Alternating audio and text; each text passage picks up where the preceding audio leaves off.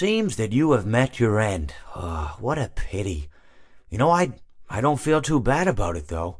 After all, if it weren't me, it would have just been one of the others, I guess. I'm honestly just glad to be out of those air ducts. It's not easy for a hippopotamus to fit up there, and not easy to get down either, and not as young as I used to be, as you can see.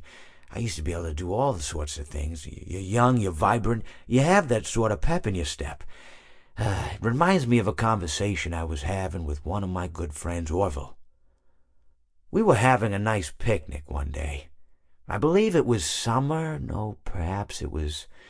Was it the fall? Yes. It was the fall because the leaves had turned already. But I said to Orville, I says, Orville, I have a story to tell you. And Orville looked at me, kind of odd and said, what's it about?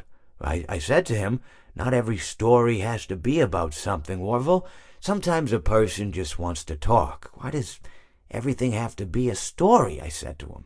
He just looked at me and he said, well, you said you had a story. And, he was quite right. I did, in fact. I told him I had a story. I suppose if a person just wants to talk, then it's best to not announce that you're telling a story. Telling a story does come with its own pressures and expectations, I suppose. After all, if you're just talking to a friend, and there's no more expectations than if you were talking into the wind. Words by themselves aren't expected to carry, aren't expected to stick.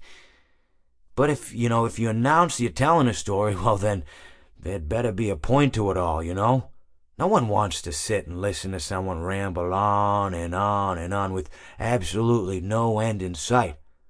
So, it's good to be mindful that when you tell someone that you're about to tell a story, that you have something to say. Telling someone that you're going to tell them a story is tantamount to asking them to stop what they're doing and pay attention.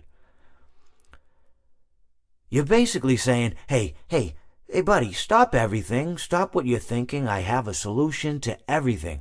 And, well, I didn't really have any story to tell. In hindsight, I probably just misspoke when I said that I had a story. I think it would have just been better to tell Orville that I wanted to tell him something rather than tell him that I had a story. But, even then, it might have put too much importance on the whole thing. Either way, it was quite a nice day.